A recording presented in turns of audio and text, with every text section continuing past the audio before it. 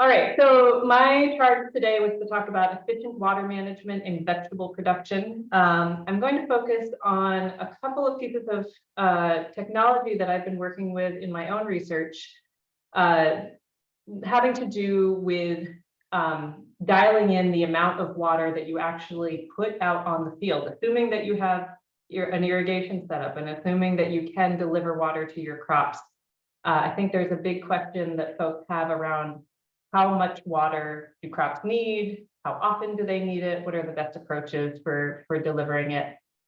Monitoring soil water, sometimes known as soil moisture, is a really good way to dial that in so that you're not wasting water resources, overwatering your crops, and you're not underwatering them either. So we'll talk about what soil water monitoring is, what soil moisture is, how to measure it, how to use the data once you get it to actually make your irrigation decisions. We're going to focus a lot on soil moisture sensors. I'm going to kind of tell you about some options that are out there. And then towards the end of my presentation, I have some information on some other pieces of information related to water use that you might want to consider tracking on your farm, some things that are low-hanging fruit and fairly easy to get at. And then we'll open it up to talk about your experiences. So really quickly, when we say soil moisture, it's a little bit of a colloquial term. In the research literature, it's referred to as soil water content, among other things. I have a terms slide coming up that you can look at later if you want. But basically what we're talking about is the amount of water that is stored in a soil profile at a specific point in time. And that last piece is very important, right? Because we know that across the day, temperatures change, crop water needs change. The amount of water in the soil is very dynamic. It changes from minute to minute, hour to hour, day to day, week to week. The things that influence that flux and the amount of soil water that's available at any given point are things like the characteristics of your soil. Are you working in clay? Are you working in silt? Are you working in loam? Temperature, how hot is it out? How recently has it rained? How heavily has it rained? Do you have irrigation? Are you able to supplement rainfall by putting water onto the field? The needs of your particular crop, and many more. It's a very complicated system.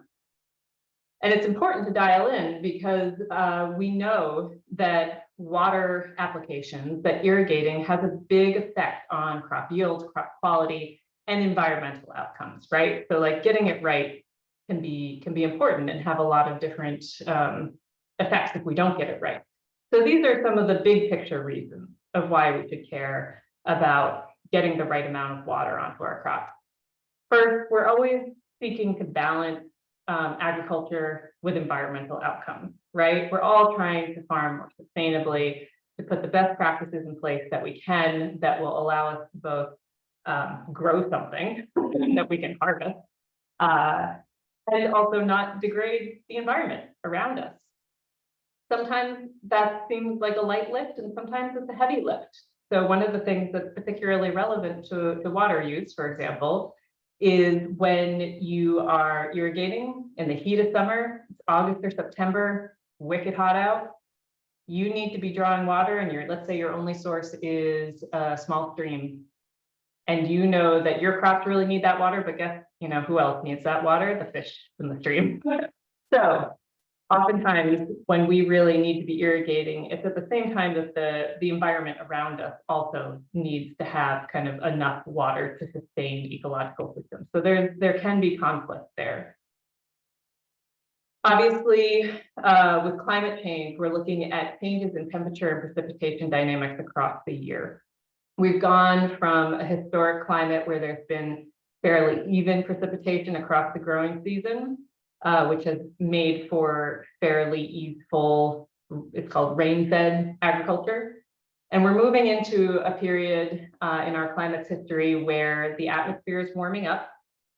The warmer the atmosphere, the more moisture it holds, which means that moisture tends to build up in the atmosphere over a longer period of time. And this stretches out the intervals between rainfall. It also makes rainfall much more forceful, droplets bigger we've all experienced more and more kind of heavy rain events, extreme rain events. So we're looking, and this has effects on how well our landscape can store water. So water percolating down through the soil into aquifers and into groundwater versus sliding off the top of the soil in runoff events and things like that. So we're looking at changes in supply and availability of water. There's also the potential for future competition. Agriculture is not the only industry that uses water. We have municipalities that depend on our water sources. We have industry, and we have kind of natural habitat. So as water becomes scarce, even if it's not like how it is out west by any means, we're still kind of needing to prepare for some potential more competition between those big groups. And the last one is increased regulatory enforcement. So I know the folks in Vermont are very familiar with this. There's a lot going on there right now in terms of needing to dial in how much water you're pulling when you irrigate. And I'm sure that will come up in discussion. All right, so here are some terms for you to know. Field capacity is the soil water content after the force of gravity has drained all of the water out of the soil. So basically, if you get a big rain event, you got a really wet field. In heavier soils, it takes between 1 and 3 days for water to drain by gravity through that soil. It's still kind of moist and damp. You can still feel it. There's still water in between soil particles, but it's no longer flowing out of the soil down through the soil profile. If you have a sandy soil, obviously that happens much more quickly. The permanent wilting point refers to your crops. It's when the soil water content is so low that a healthy plant can no longer extract water from the soil fast enough to meet its needs. What I like about talking about permanent wilting point is that it brings up the fact that you can have water available, like in the soil. You can have it clinging to the soil particles, but the force with which it's clinging to those particles is so tight that the plant can't access it. So your soil can still have water in it, and it can still be bad for your crop. You can still reach that permanent wilting point. And I'm sure many of you have heard by this point, by the time a crop gets to a permanent wilting point, you've damaged it physiologically. So the yield or the crop quality is undermined at that point. Even if the plant recovers or looks like it recovers, it's never going to produce what it would have if you hadn't kind of pushed it to that stress point. Plant available water is the amount of water held in the soil that is available to the plant. So again, it's not the total amount of water in the soil, but it's what your plant can access. This is one of the most common ways that people monitor soil water. It's called a granular matrix sensor. I imagine many of you have seen them before. They are basically an improved version of a gypsum block. So traditionally, gypsum blocks were used for the same purpose.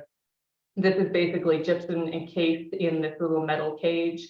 And the way it works is that gypsum is a really good conductor of electricity.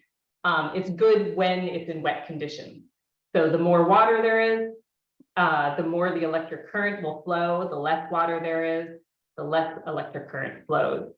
So you bury this probe in your soil at a depth that is around where your plant roots are. So for some crops, it might be 6 inches, for some it might be 12 inches, for some it might be deeper. And then this green cord that you see gets threaded up to the soil surface. And there are a variety of ways that you can use those 2 wires to assess what the electric current is in the soil at any given time. So the reason you would use this, there are a couple different options for monitoring soil water. The reason you would use this particular one is it works very well in heavier soils, clay soils. It works with most irrigation systems, and they're fairly inexpensive. They have gotten more expensive recently, just like everything related to irrigation has gotten more expensive recently. But you can find them between $35 and $50, depending on where you go. They're very easy to use. They're kind of the simplest option out there. The alternative is something called a tensiometer. So the way that a tensiometer works is it basically simulates a crop root. This long tube gets filled up with water, and you can see at the tip of this long tube, kind of at the bottom, I don't know if you can see my arrow. Aaron, can you see my arrow? Yeah, okay. Kimberly's giving me a nod. Great. This tip allows water to kind of move in and out of the tube, and it basically creates suction. And the dial that you see up here reports the tension that is being kind of the water is being pulled down through the column. It has to be refilled on a regular basis, so it does take some maintenance. It has to be pumped out with like a little vacuum pump, and it's fragile. So they're not terribly expensive, but they're expensive enough where you wouldn't want to just leave it out there and like drive over it with a tractor or kick it or whatever. The reason that you would use it is that it's better and more accurate in sandier and lighter soil. I will say you can get a couple of different types of clay tips that are rated for different soil textures, but in general, they work better in sandy loams, those types of things. They are very, very sensitive. I think they're often more appropriate for research where the watermarks are maybe fine for just kind of getting a general sense of what's going on in your field. I have seen these priced out for between 50 and 150 bucks, depending on the clay tip that you get. And again, this gauge here on the side is kind of the basic option to give you information from what's going on in the tensiometer. But there are other options as well. So you can take this gauge off and replace it with another kind of reading device. I kind of pulled together a little bit of a rough schematic. This is really not precise, but you all have seen the soil texture triangle, I'm guessing. Yeah, maybe some nodding heads. Yeah, it looks familiar. Okay, thank you, Stephen. This is like a gross estimation, right? So tensiometers, those long, narrow tubes, working better in lighter soils, granular matrix sensors, kind of working better in heavier soils, and really in this zone, kind of either one. I gave this presentation to the Maine Vegetable and Berry Growers Association at the Maine trade show a couple months ago. And I had a couple people come up to me and say, oh my gosh, I've been using the wrong one all this time. It's fine. It doesn't, like for your purposes, either one is really fine. So you've got your probe in the ground, you're looking at soil water content. How do you get the information out of there? Well, like I said, basics, you can have a dial on your tensiometer. And oh, I forgot to mention, the tensiometers also come in many different lengths. So this is like a little shorty 6-incher. You can get them down to like 24, 36 inches. They get progressively more expensive the longer they get. Okay, so tensiometers, got a little dial. The simplest way to read the watermark sensors, those little probes, gypsum probes, is getting a reader like this, which is a couple $100 bucks. It's an investment, but you just put these clips on those wires that were sticking up out of the ground, and it will give you a reading converted into centibars or kilopascal, which is the kPa here. Those are equivalent measures of soil water content, or sorry, of soil tension. You know, this kind of thing is really easy to keep in your pocket, keep in your truck glove box, bring it around with you. The next level up is a data logger, which is more expensive, but the benefit of it is that it allows you to collect this information, the soil water information, on a more continuous basis. So for these guys, you're going out in the field and you're saying, okay, it's 11:02 and this is my reading. It's 4:59, this is my reading. Hopefully you have a little notebook with you and you're keeping track. But it only gives you that point in time data. With these guys, you can set it so you're collecting the information once every 30 minutes, once an hour, once a day, once every 2 days. You set it to whatever frequency is useful for you.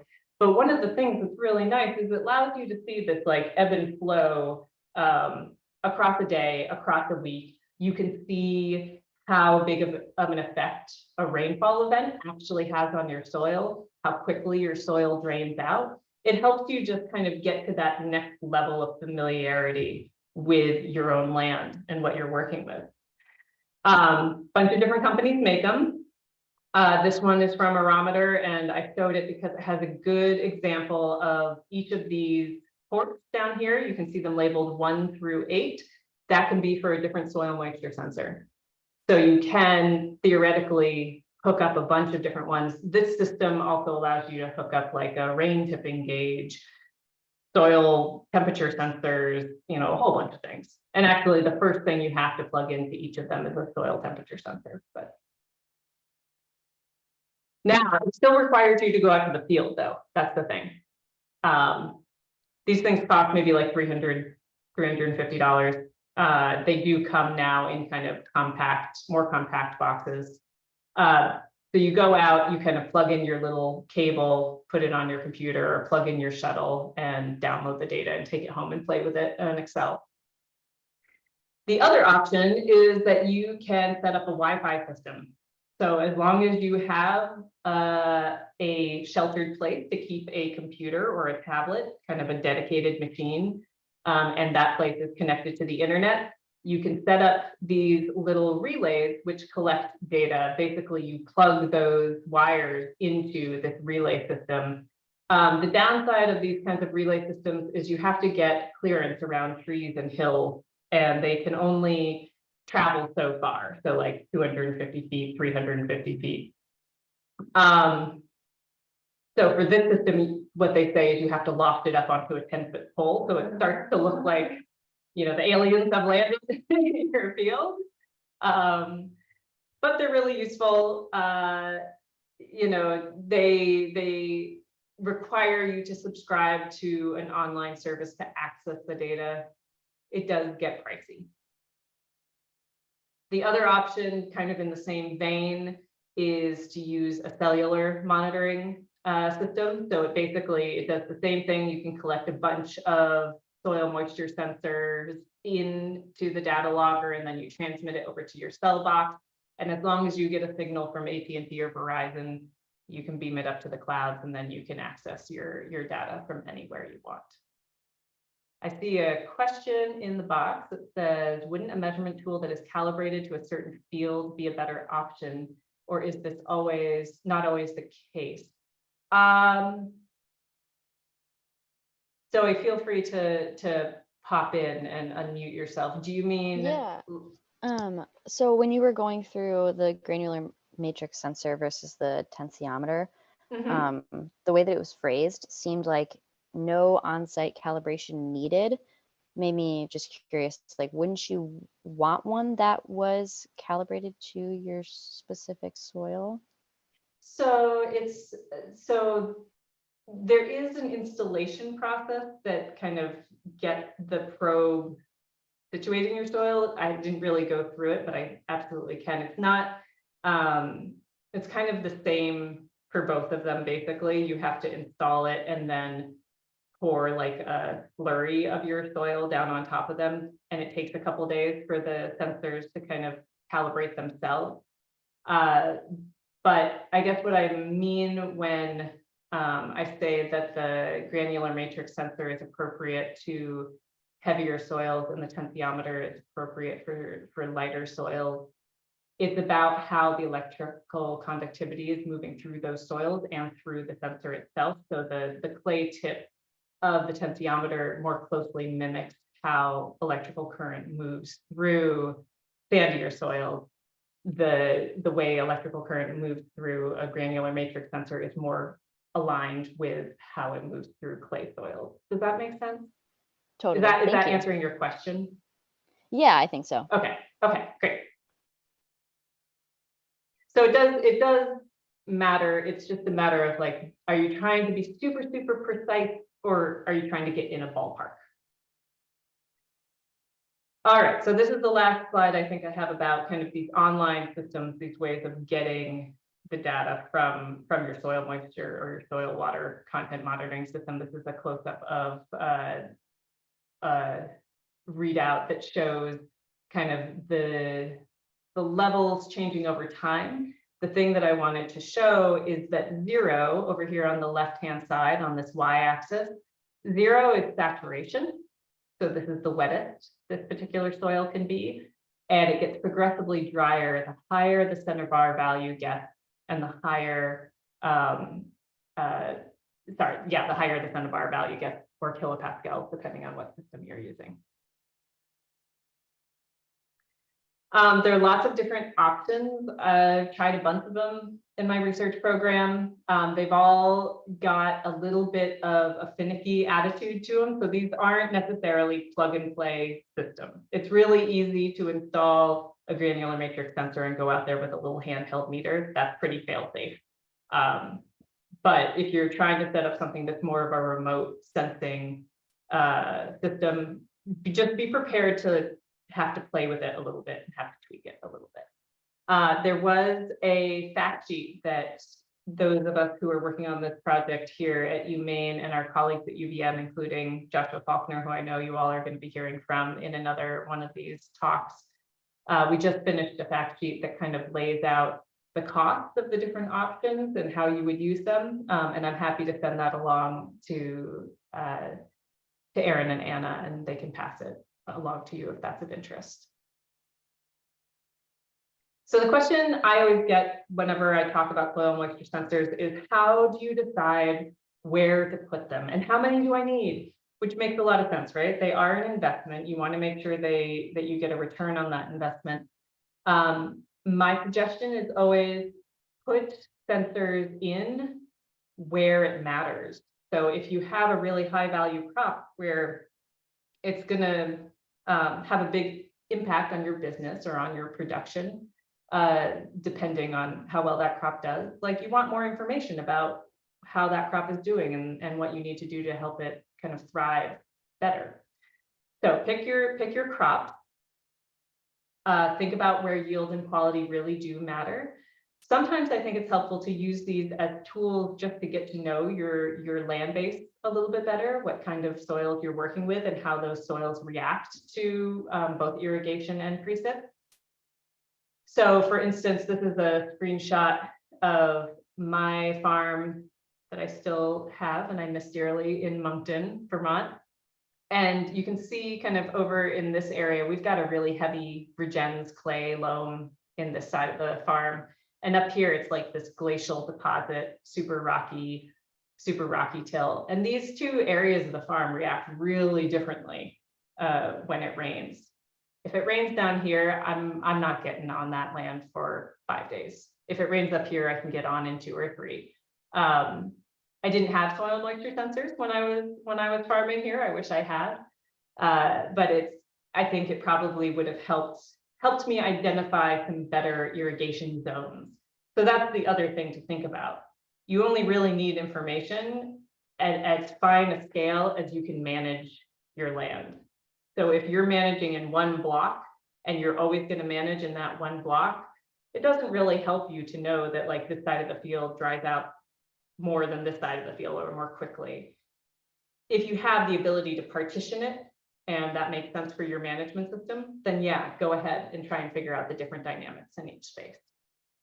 The other thing that I would say is it often makes sense to use these types of sensors in high tunnels because we do tend to put some high value crops in high tunnels, and also because we tend to be flying really blind. Joshua Faulkner and I did an assessment over a couple of years where we had sensors in tunnels in a few different farms. And what we found is that people really over irrigated and under irrigated because we just didn't know. And it's so easy just to like turn on the water in a tunnel for an hour or 2 a day and call it good. But we found that people tended to be putting kind of way too much water on. So again, these readings, what they tell us, these kilopascals, these centibars, what they're telling us is the force that a plant has to exert in order to pull water out of the soil. And a good rule of thumb is when your soils are between 30 and 60 centibars, it's time to irrigate.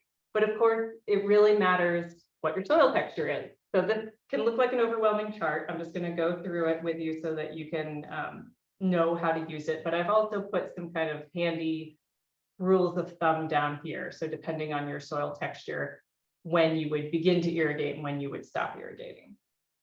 So the way you use this chart is assuming that we should start irrigating when available water depletion, which is the top axis here, reaches 50%. You see that's what that yellow line is kind of drawing us down to. And we want to stop irrigating when available water depletion gets to 10%, because wet is over here. We're looking for something in this Goldilocks zone, in this green zone. The next thing you have to do is find the curve that represents your soil type. So let's say we're working in a sandy loam. What it would mean is we would follow this yellow bar down to where it hits the sandy loam curve. And that's about at 40 centibars. So that's when we would start irrigating. Meanwhile, we would find where sandy loam hits the blue bar. That's like around 12 centibars. That's where you would stop irrigating. And again, these are just rules of thumb. You kind of have to calibrate to your own place, but it's a good place to start. Are there any questions about soil moisture monitoring, soil water monitoring? Because the rest of the talk is brief, but it kind of goes in a different direction.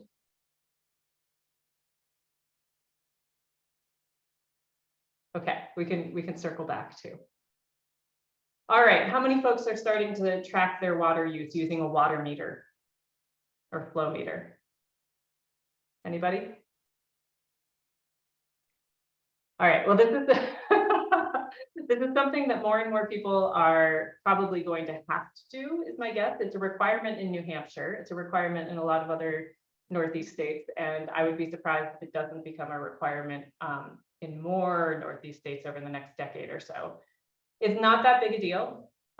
These water meters are fairly easy to hook onto your irrigation line, and they are cumulative, they track.